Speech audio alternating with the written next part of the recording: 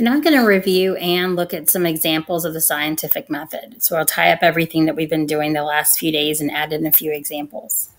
So remember that yesterday we looked at two different ways to look at the scientific method, but the main idea is that we either start with the observation or question, construct a hypothesis, test our hypothesis with the experiment, and then depending on our results, we will publish them or maybe go back and redo the experiment to change a few things before we're ready to publish it. So whether we start with a question or observations, one or the other, we're going to be gathering some information and doing some research. And this leads to our hypothesis or our educated guess. Our hypothesis is always written in an if-then form. And this helps us to predict an outcome. It's specific and it's testable.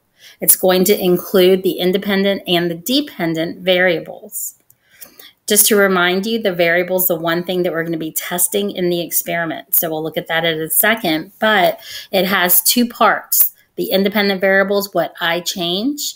The dependent variable is what responds to that and changes, is measurable and changes in response to the independent variable.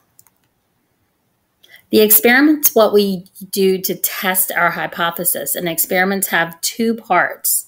It has the experimental setup that contains the variable, and it also has the control setup that has everything exactly the same, but it's missing the variable. And it's important that we understand we only test one variable at a time so we know that our results are due to that one change and not anything else. The control is used as a comparison. So we're going to look at that in an example in a second. And it's going to be exactly the same minus the independent variable. All the rest of the parts of the control and the variable experiment, the experimental setups, are called constants. Sometimes these constants are called controlled variables, but that to me that's a little confusing because they're the exact opposite. Variable means to change and control means not to change. So the constants, though, are oftentimes called controlled variables. These are all the other parts we want to keep the same. That in the previous example we saw was like light, the amount of water, the type of plant, things like that. Let's look at our example.